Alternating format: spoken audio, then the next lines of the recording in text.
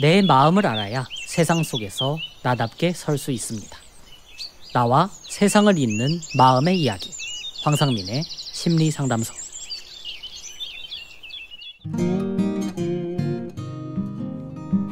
저는 남편의 어머니로서의 역할을 33년간 했습니다. 사망하기 약 10년 전부터 남편의 성격이 변했습니다. 저는 치매를 의심하고 검사를 받을 것을 권했지만 남편을 병원까지 끌고 갈 수는 없었습니다. 전원주택을 구해 내려갔습니다. 아직 결혼하지 않은 작은 딸과 분리가 필요했고 직장이 없는 남편에게 미리 은퇴하고 편안하게 즐기며 살라는 배려였습니다. 그곳에서 폭력성이 증가하고 인지 능력은 혼자서 냉장고 속 음식도 꺼내 먹을 수 없을 정도로 상태가 악화되었습니다. 수시로 저를 우울증 정신병자로 낙인 찍어 괴롭히는데 돌아버릴 지경이었습니다. 그러다가 제정신으로 돌아오면 언제 그랬냐는 듯 몇 초 전의 상황을 잊어먹고 멀쩡해졌습니다. 의사가 위험한 상태라며 당장 저와의 격리를 권했기도 했지만 결과를 보고 난 후부터 제가 더 이상 견딜 수가 없었습니다. 저는 남편을 요양원에 보낼 작정을 했습니다. 그러나 폭력성 강하고 입소를 원치 않는 남편을 받아주는 곳은 정신병원밖에 없었습니다. 정신병원에 들어가서 보름 만에 대소변을 가리지 못해서 요양병원으로 옮겼고 그곳에서 보름 만에 사망했습니다. 폭력성을 잠재우는 약을 먹였고 사지가 묶여 있었습니다. 그걸 알면서도 다시는 집으로 데려오고 싶지 않았습니다. 시댁에서는 제가 계획해서 생사람을 죽였다고 여겼습니다.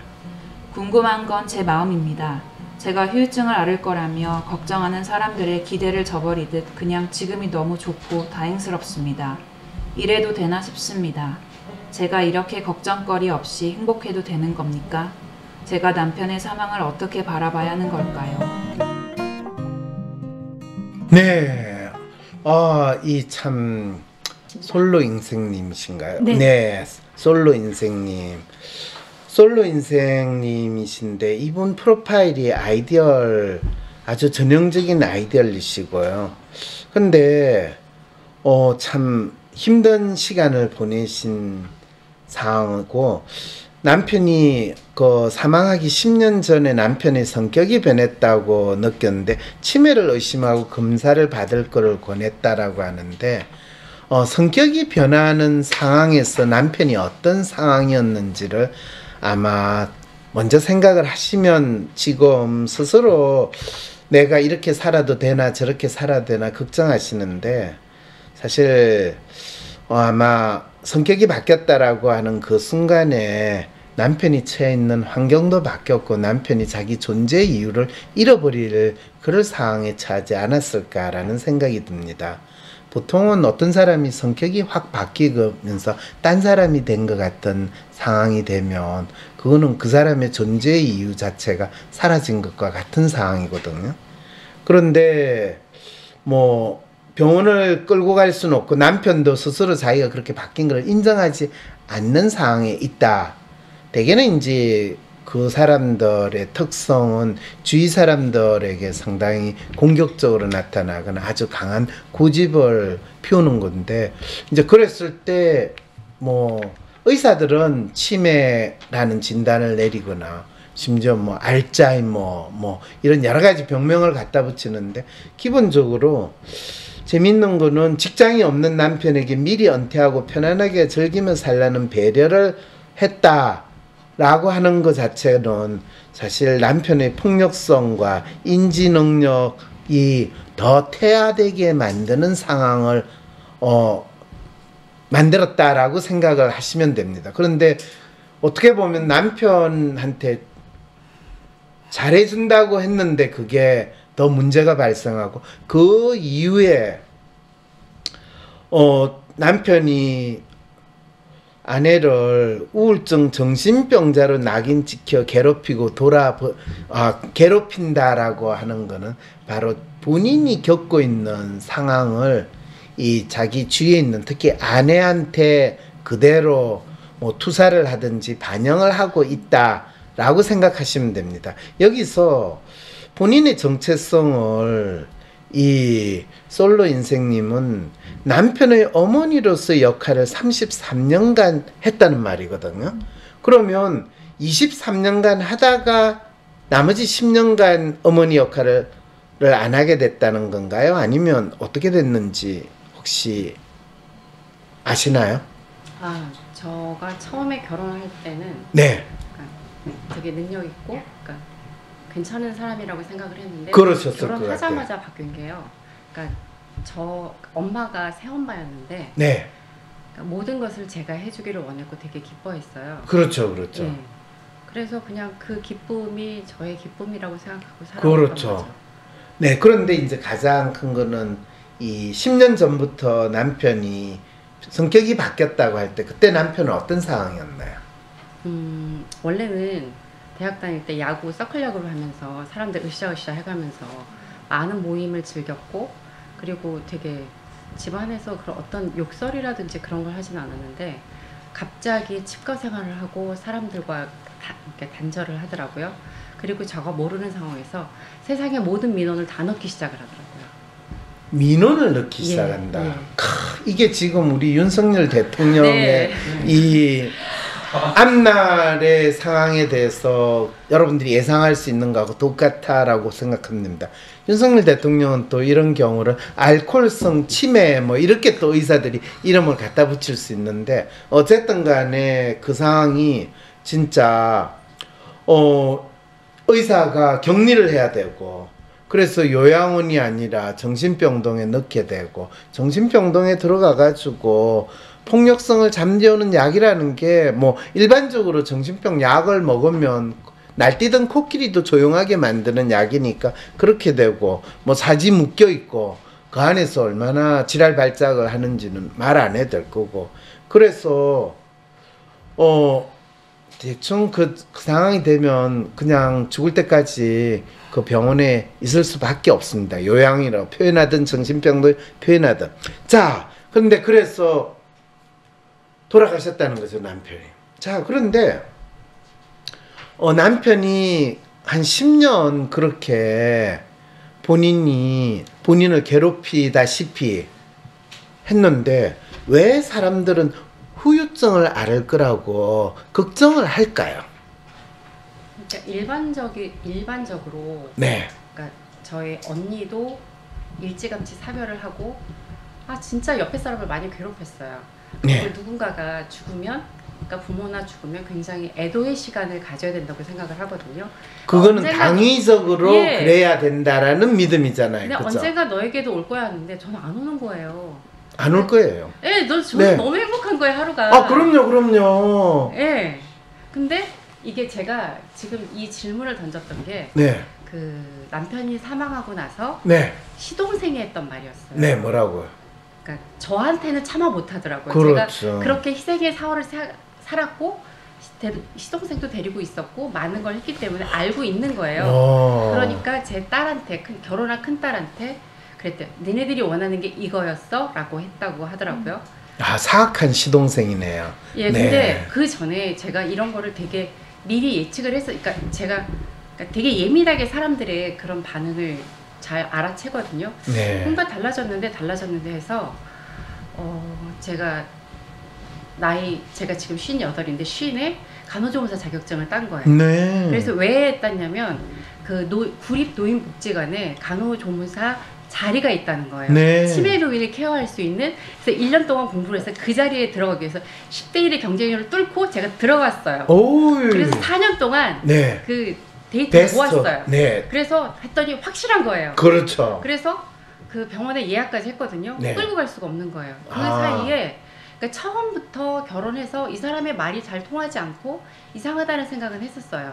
그랬는데 이 치매가 의심되고 저희 형제부터 시작해서 남편의 형제한테 이 사람이 가질 않으니까 도움을 요청을 했거든요. 근데 아무도 도와주지 않았어요. 네, 맞아요. 그래서 그냥 그랬는데 이 사람을 끌고 갈 수가 없었어요. 그랬는데 아무도 도와주지 않다가 막상 그런 일이 있으니까 니네들이 원하는 게 그거였어? 라고 얘기를 하더라고요. 그러니까 제가 가끔씩 너무 행복하다가 그러니까 저는 딱 하자마자 모든 사람을 차단해버렸어요. 잘하셨네. 아주 잘하셨네. 그러니까 너무 평온한 거예요. 그러니까 둘째 딸도 그 사이에 결혼하고 너무 행복하게 지내는 거예요. 그렇죠. 그런데 가끔씩 생각나는 거.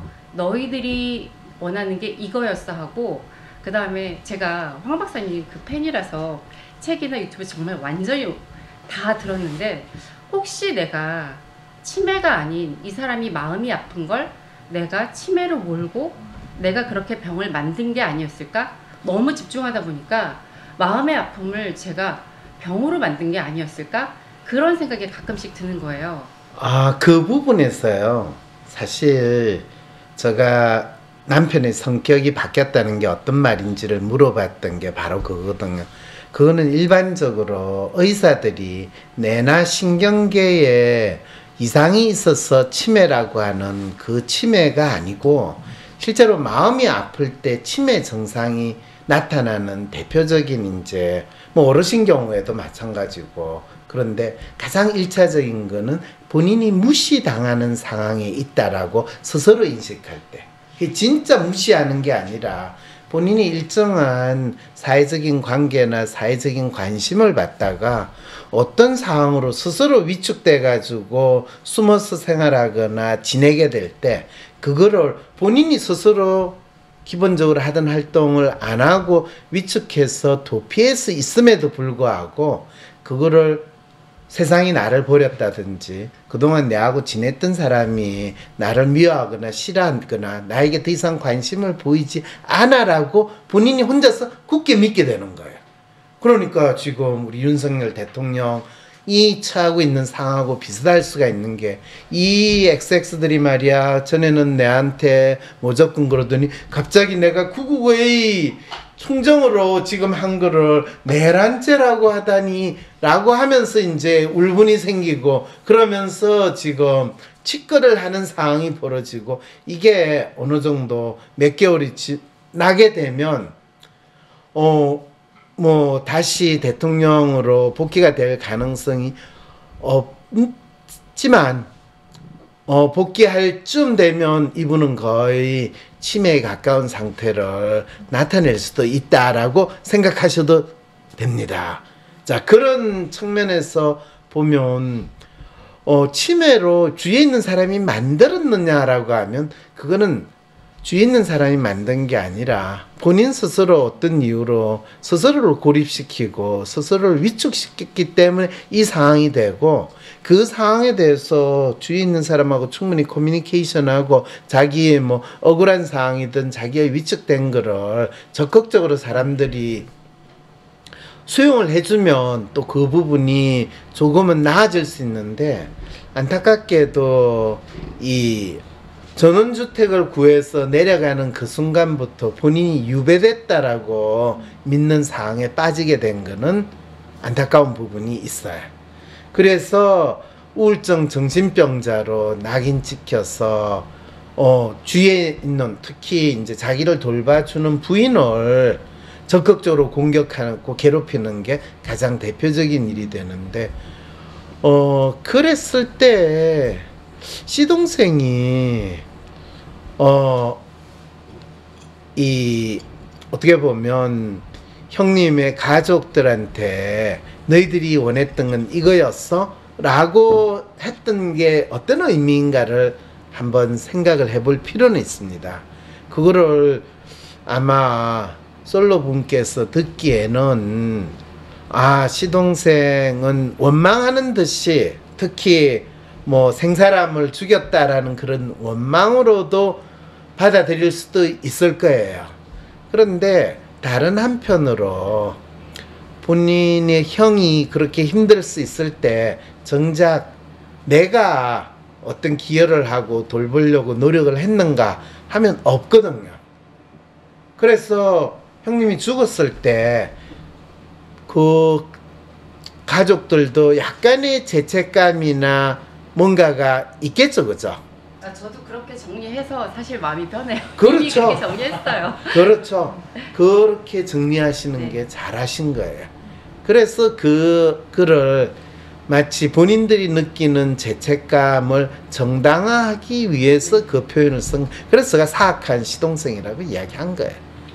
근데 본인도 그런 마음이 작동하는가를 인식하지 못했을 거예요. 그래서 인식했으면 그런 이야기를 안 했을 거예요. 뭐 우리가 목이 마르면 자동적으로 물을 찾는 거와 마찬가지로 인간은 자기도 모르게 어떤 말을 하거나 할 때는 본인이 인식하지 못하는 자기 자신에 대한 마음이 드러나는 경우도 많거든요. 그거를 프로이드 할아버지는 말실수라고 표현하는데 말실수가 아니라 본인이 인식하지 못하는 자기 마음을 드러낸 거예요. 그래서 후유증을 앓을 거라고 걱정하는 사람들의 기대를 저버리듯 그냥 지금이 너무 좋고 다행스럽습니다 이래도 되나 싶은데, 사실은 그 사람들의 기대와 관련이 없이 본인 입장에서는 더 이상 남편의 어머니가 아니라 내가 나로서 이 나의 존재의 이유를 찾고 살아갈 수 있으니까 당연히 그래야 되는 거고요. 걱정거리 없이 행복해도 되는 건가요? 그러면 걱정거리는 남편의 그 상황을 본인이 어떻게 할지 모르는 채로 있는 게 걱정거리가 되는 거죠. 그래서 남편의 사망을 어떻게 바라봐야 되냐 하면 첫째 고맙게 바라봐야 되죠. 남편이 죽음으로써 내가 그 고통이 사라지고 행복하게 됐으니까 남편은 나에게 참 큰 선물을 주고 떠난 사람이 되는 거죠. 뭐 나를 이렇게 고생시키고 인간이 가서 이 때려 죽여도 사지 능지처참을 해도 내 원이 안 풀려라고 생각하고 살기보다는 그래 이제 내 삶을 살 수 있도록 가져서 참 고맙다라고 생각하는 게 훌륭하게 잘 생각하는 게 아닐까 싶은데. 저 하나 여쭤볼게요. 네. 남편하고 있을 때는 WPI를 했을 때 진짜 많이 했는데 항상 에이전트 셀프가 나왔어요. 그렇죠. 근데 남편이 사망하자마자 지금 3번을 했거든요. 네. 2년 반인데 항상 아이디얼 셀프가 나오는 거예요. 훌륭하네요. 컬처가 0이었거든요. 그렇죠. 근데 컬처가 저렇게 올라간 거예요. 그렇죠. 본인 자신을 찾고 자기 삶을 찾은 거죠. 남편이 살아있을 때는 남편을 돌보는 것이 자신의 삶의 과제고 이 본인이 수행해야 될 일이라고 생각했기 때문에 아마 에이전트로서 자기를 살았다면 진정한 자기를 잃어버린 상태로 살았다라고 이야기를 할 수 있는 거고, 이제 상당히 뚜렷한 아이디얼리스트로 비교적 뭐 프로파일이 일치하는 상태로 나타난 게 이제서야 내가 어떤 사람으로 어떻게 살겠다라는 부분도 더 명확해지고, 그런 측면에서 남편의 어머니로서 사시는 거는 진짜 자기가 없는 상황에서 남편의 어머니로 사셨고요. 또 이 남편이 아들 노릇을 더 이상 하지 않고 이 세상에 없으니까 이제 솔로님의 본인의 뭐 자신을 찾았다라고 생각하면 되는 것 같네요. 뭐 궁금한 게 있습니까? 더? 네. 제가 그러니까 제가 진짜 돈 버는 걸 싫어하거든요. 네. 근데 신기한 재주가 있는 게 네. 한 번 시작하면 돈을 다 버는 거예요. 오이, 훌륭하시네요. 또 가르쳐서 돈을 벌어요. 네. 했다 하면 누구를 가르쳐서 돈을 벌어요. 오, 근데 지금도 훌륭하세요. 돈을 벌기 싫거든요. 아니 웬만하시면 돈을 좀 버셔가지고 아니, 방심서에 기부도 하시고 그러시면 되는데 왜 그거를 굳이 안 하시려고 그래. 근데 본인 괜찮은데, 재주를 살리세요. 그러니까 제 고민은 뭐냐면 지금은 이제 손자를 하루에 3-4시간 보고 한 달 생활비를 받는 거예요, 딸한테. 오, 훌륭하시네요. 그런데 저는 그냥 안 하고 싶은데 그림을 한번 그리기 시작을 해봤어요. 네. 근데 그냥 독학으로 했거든요. 네. 근데 한 2달 되니까, 네. 그러니까 한 달 되고 나서 딸들이 자꾸 엄마 아깝다고 뭐 해보라고 해서 그러게요, 인스타에 그러게. 올렸는데요. 네. 어디에서 연락이 온 거예요. 오. 인터뷰를 하자고. 오. 그래서 서면 인터뷰를 해서 뭐가 올라갔어요. 네. 근데 지금 4개월 됐는데요. 이 팔로워 숫자도 꽤 많이 늘고, 근데 제가 어디 찾아가서 이렇게 좋아요질을 안 하거든요. 네. 근데 되게 좋은 평가를 받고 있는데 제가 궁금한 건, 그러니까 별로 안 하면 되잖아요, 그냥. 근데 이 마음속에 내가 너무 아까워. 그럼요. 너무 아까워. 해야죠. 이 생각이 계속 드는 그럼요, 거예요. 그럼요, 해야죠. 이 아까운 마음을 어떻게 해야 될까요? 아니 아까웠다 하지 말고 본인이 마음껏 발휘하시면 됩니다. 그게 아깝다 그 얘기가 자꾸 꽂히는 거예요. 그럼요. 그리고 남편이 본인을 자유롭게 하는 자기의 재능을 살리던 아니면 자기 자신을 뚜렷이 인식할 수 있게 하는 또 다른 기회를 줬는데 그걸 활용을 안 하고 지내시면 성경 말씀에 놓는 그 달란트를 주인으로부터 받았는데 아무것도 안 하고 땅속에 파면 그 게으르고 사악한 종으로서 사시겠습니까? 아니면 달란트를 어쨌든 열심히 발휘하시면서 사시겠습니까? 하는 이 과제를 가지고 계시는 거예요. 하기 싫다고 하신 거 아니에요? 그러니까 제가 그걸 하기 싫은 게 남의 관심이 귀찮은 거예요.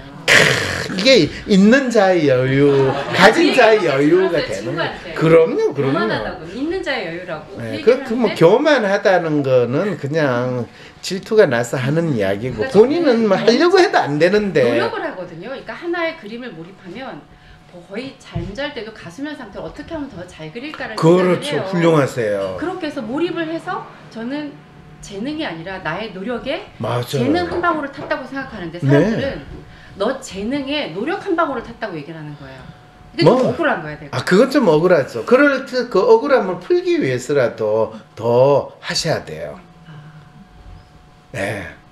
그 재능이냐 노력이냐 그건 중요하지 않아요. 괜히 자기가 잘하는 사람은 원래 뭘 잘하는 사람은요 자기가 재능이 있어 잘했다라고 인식 안 해요. 항상 자기가 그만큼 노력했기 때문에 잘했다는데 못하는 인간들이 꼭 자기 못하는 거를 핑계대고 있어 재능이 없었어 그래 라는 식으로 핑계를 돌거든요.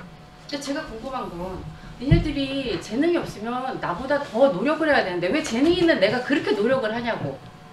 근데 너는 왜 재능이 없는데 노력을 안 해? 그게 네, 어쨌든 친구분들이 재수는 없어 하겠네요. 그건 어쩔 수 없겠네요.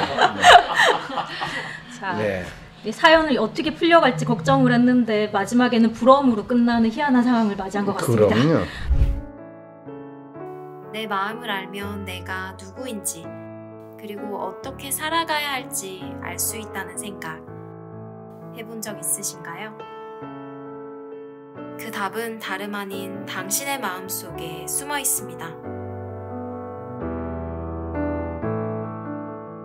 세상이 불안하게 느껴지거나 삶이 두렵게만 느껴진 적 있나요? 이럴 때 자기 마음을 알아갈수록 어려움에서 벗어나게 됩니다. 마음을 읽는 순간 당신의 삶이 달라집니다. 당신이 누구인지 어떻게 살아야 할지 그 답을 바로 이 책 나만의 마음 자기인식과 성찰의 힘에서부터 찾아갈 수 있습니다. 마음을 이해하면 삶의 방향이 더욱 명확해집니다. 이제 당신만의 보물지도가 펼쳐집니다. 지금 당신의 마음을 읽고 새로운 삶의 가능성을 발견해 보세요. 그 답은 이미 당신 안에 있습니다. 자신을 알고 자신을 믿고 당신의 삶을 새롭게 그려보세요.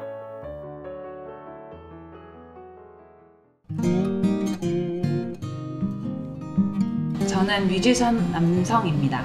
저는 일상에서 사람에 대해 예민한 것이 고민입니다. 주변에 사람들이 있거나 저를 불쾌하게 하는 사람이 있으면 위장이 아픕니다.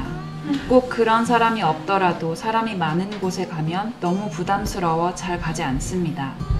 다른 사람의 소리나 행동에도 쉽게 기분이 나빠집니다. 일상적인 타인의 행동도 참기 힘들어집니다. 살아오면서 사람을 좋아하지 않는 것은 매한가지였지만 1년 전만 해도 이렇게까지 힘들진 않았는데 근 1년간 갑자기 더 힘들어졌습니다. 음악에서는 오히려 1년 전부터는 실력도 더 올라가고 성취도 좀 더 이루고 보람도 점점 느끼며 커리어에 대한 그림은 더 잘 그리게 되었고 외로움도 안 타게 되었는데 일상에서 사람에 대한 깊이 같은 것들은 더 늘었습니다. 네. 자, 그런데 실제로 이분이 이제 사람들 대하는 게 상당히 힘들다라는 건데 그것도 재밌는 게 본인이 하는 일의 목적과 관련해서 사람을 만나는 거는 나름 견딜만 한데 아무것도 아닌데 다른 사람들을 못 견뎌하고 그 다음에 위가 아픈 신체화 증상이 나타나는 것 때문에 힘들다 라고 이야기하잖아요. 근데 무엇이 문제고 어떻게 해야 할까요? 라는 질문을 했어요. 이게 사실 본인이 이 M자 컬처 높은 친구니까, 특히 예술활동을 하니까 본인이 스스로 예민해가지고 힘든데, 특히 자기가 스스로 어떤 목적이 있어서 만나는 사람 관계나 사람은 견딜만 하다는 거예요. 그런데 그렇지 않고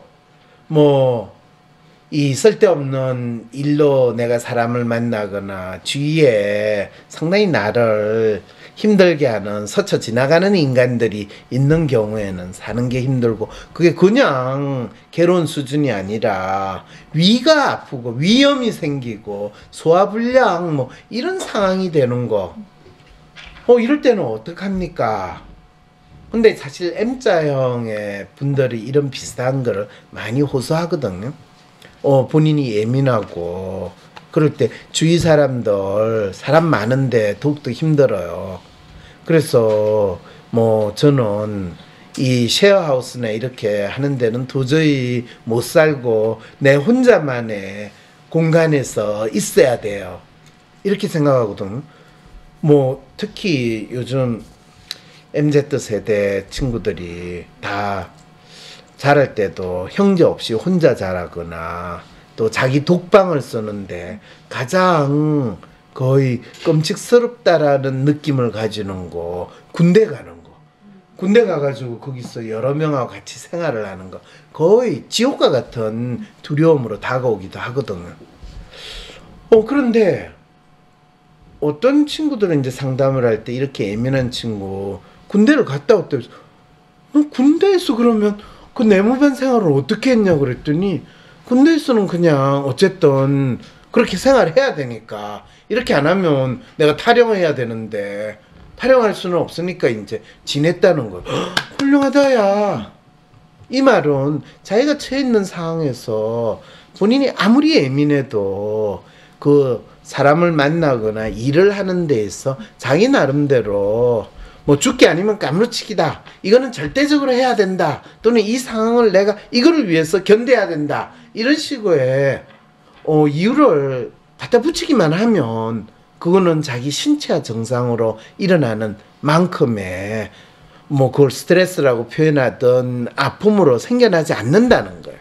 네. 근데 이분이 말씀하시는 사람 만나야 되는, 그러니까 일적으로 만나는 사람 아닌 사람들을 만나는 사람들이 누구인 거예요? 그러니까 꼭 만나야 되는 사람들 아니면 그냥 안 만나면 되는 거 아니에요? 안 만나면 가장 좋죠. 그런데 내가 꼴보기 싫은 친구가 연락이 왔다. 근데 보자고 그런다. 오래간만에 보자고 그러는데, 야, 나 바빠 이래가지고 끊는 게 나을까? 그동안 혼자 외롭게 있었는데 그래도 나를 불러주는 전화가 왔으니까 동창회라고 그래도 가봐야지, 이렇게 생각해가지고 가게 되느냐? 대부분 경우에 본인이 스스로 사회성이 부족하다고 느끼는 사람은 이런 기회가 있으면 자기가 가서 그런 이 모임에 참여를 해야지 사회성이 더 생길 거라고 생각을 해서 가게 돼요. 심지어는 본인이 집에서 부모님하고 지내는데 보통 때는 부모님하고 별로 인터랙션을 많이 하지 않는데 지금 급한 일이 있어가지고 부모님한테 아쉬운 소리를 좀 해야 된다. 그럴 때 그동안 갑자기 자기가 나타나서 아쉬운 소리 하면 부모님이 그걸 안 들어줄 거니까 아쉬운 소리는 못하고 그냥 가가지고 아무 일도 없듯이 대해야 되는 상황이 되면 그 아쉬운 소리도 하기도 전에 벌써 속이 더부룩하고 심지어는 부모님이라도 같이 식사를 하면 거의 소화불량 상황이 벌어지는 거, 이런 경우가 다 이 마치 일로서 뚜렷한 목적이 있지 않게 만나는 사람들의 범죄에 다 속하는 거예요. 그럼 외롭지만 혼자 그걸 잘 견디면서 음악 활동하면서 그런 자리를 안 가야 된다. 이렇게 생각할까요? 내가 그렇게 이야기했나? 그렇게 얘기하진 않았는데 뭔가 목적이 분명하면 괜찮으니까 지금 근데 그 이외에 뭔가 교류하거나 만났을 때 그 부담이나 불편함이 신체적 통증으로 나타난다. 이렇게 제가 기본적으로 사람 만나는 건 싫고 불편한 일인데 특히나 내가 그 만남에 의미나 가치를 부여를 아예 못하는 상황일 때는 더더욱 불편한 상황인 것 같아요. 그럼 그 말은 무슨 뜻이냐면요. 예, 짧게 설명을 해야지 김진영 선생이 더 이해를 잘할 수 있을 것 같아요. 그럴 때는 모든 내가 사람을 만나는 거에는 나만의 분명한 이유를 항상 부여하면 되는 거예요. 피하려고 하지 말고. 그래서 내가 어떤 이유나 의미를 찾을 수 없으면 그때는 분명히 끊어버리면 되는 거예요. 물어보시는 동창이 연락이 왔는데 내가 안 만나면 불편하면 아 공짜 스테이크 먹을 수 있겠구나 하고 나가면 돼요. 그렇죠. 근데 그건 공짜는 아니에요. 내가 어차피 n분의 1로 돈을 내기 때문에. 그럴 때는 아, 내가 싫어하는 인간이 이 세상에서 어떻게 잘 사는지 그들의 삶의 방식에 대해서 내가 호기심을 안고 일단 가볼 수는 있는 거죠. 그러니까 모든 네. 저희 박사님 같이 모두에 대해 호기심이 있거나 이렇지 않고 아니 음악의 소재로 만들면 되잖아요. 아니 지금 내처럼 호기심을 가지라는 게 아니에요. 이거는 살아남기 위해서 내 생존 전략을 내가 스스로 만들어 가라는 거예요. 꼭 그렇게 이게 정답이라고 하라는 게 아니에요. 네, 그거는 각자가 자기 필요에 맞게. 그런데 대부분의 경우에는 사람들은 자기 생활에서 사람을 만나거나 뭘 할 때 야, 그렇게 꼭 이유를 갖다 대야 돼? 그럼 너무 피곤하잖아. 그렇지. 피곤하면 집에서 자면 되잖아. 근데 사실 제가 이 예민한 뮤지션님이랑 되게 비슷한 상황들을 종종 경험하거든요. 그럼요. 사실 사람을 잘 만나고 다니지만 또 사람들을 만나면서 굉장히 피곤하고 신체화 증상도 많이 가지기 때문에 이게 굉장히 공감이 많이 되는 사연이었어요. 근데 저도 이걸 읽고 나는 언제 괜찮고 언제 안 괜찮지? 라고 했을 때 그나마 그 가기 싫은 어떤 자리나 아니면 정말 이게 무의미한 데라고 했던 거에 나름의 이유나 이렇게 의미를 딱 부여하고 나면 그게 견딜만 해지더라고요. 그래서 그 부분에 대해서 지금 얘기하고 계시는 거구나 라고 제가 지금 이해했는데 네, 정확히 그거예요. 그렇습니다. 그래서 신체화 증상이 나타나는 건 그게 병이 아니라 내가 일상생활을 하거나 또는 내가 특정한 행동을 하고 있거나 내가 처해 있는 상황에서 이게 뭐지? 라고 하고 스스로 자기가 하는 행동에 대해 의미를 부여하지 못할 때 대부분의 인간은 무기력감을 느끼거나 상당히 좌절감을 느끼는 상황이 되는 거예요. 그래서 사실 연말에 대한민국 사람들이 참 한 해에 대해서 허무감을 느끼는데 지금 우리가 매일 저녁에 이 탄핵 집회를 갈 때 사람들한테 얼마나 삶의 이유, 생존의 이유를 준다라는 측면에서 상당히 간접적으로 이 윤석열 대통령이 국민들한테 트라우마를 주는 게 아니라 내 삶의 의미를 부여하는 그런 순간이기도 하다. 그래서 정신과 의사들이 국민들한테 트라우마를 줬기 때문에 그거에 대해서 보상을 해달라, 뭐 치유를 해야 된다, 이런 이야기를 하면 저 인간들이 환자 만들어 가지고 본인들 진짜 돈 벌려고 희한한 소리를 하는구나.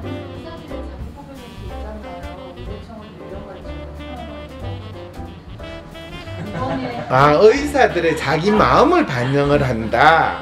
그렇죠. 이 비상계엄의 처단 대상자 범주에 들어간 건 그건 상당히 쇼크였을 거라는 생각은 해요. 근데 그거는 뭐 이해가 되네요. 황상민 박사님의 신간 열반지, 아픔으로부터의 해방. 현대의학과 심신의학의 한계를 뛰어넘어 몸과 마음의 아픔 그 비밀을 풀다. 심리상담과 심리치료에 새로운 지평을 여는 WPI 상담 모델을 활용하는 마음 치유사의 길. 세계 최고의 의료 시스템을 자랑하는 대한민국. 하지만 세계 최고 수준의 환자 진료수, 입원 일자, 그리고 최고 수준의 자살률. 전국민 100만 심리상담을 정신건강 혁신 대책으로 제시하는 대한민국 정부. 그런데 왜 대한민국 국민들은 세계 최고 빈도와 최장 시간의 아픔의 노예, 혹은 병원의 인질이 되어야 할까? 이에 대한 해답을 제시하는 황상민 박사님의 신간 열반지, 아픔으로부터의 해방. 온 오프라인 서점 그리고 서울 서촌에 위치한 열반지를 통해 직접 구매 가능합니다. 온라인 서점은 교보, 알라딘, 예스24, 직접 구매는 서울 종로구 채부동 6 열반지 02-6263-2440. 가장 빨리 구매하실 수 있는 링크는 영상 하단 댓글을 참조하세요. 장기화된 위기감으로 모두가 지쳐가고 힘들어하는 시기.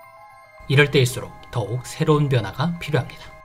용기 내어 변화를 만들고 발전, 성장하기 위한 출발점은 나 자신에 대한 정확한 이해입니다.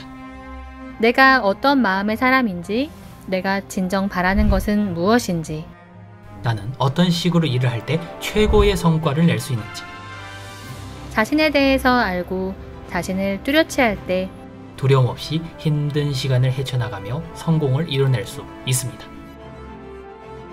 WPI 성격 검사를 만드신 황상민 박사님에게 당신의 특성과 마음, 성장, 발전에 대한 코칭도 받고 WPI 상담 코칭 전문가에게 사람들의 마음에 대해서도 배울 수 있는 WPI 초급 과정 워크숍에 참여하여 인생 성공을 위한 새로운 출발점을 만들어 보세요. 언택트 시대에 맞춤으로 전 과정 온라인으로 진행되는 WPI 워크숍. WPI 초급 과정 워크숍에 참여하여 당신 인생의 성공 프로젝트를 시작하세요. WPI 초급 과정 워크숍, WPI 심리상담 코칭센터.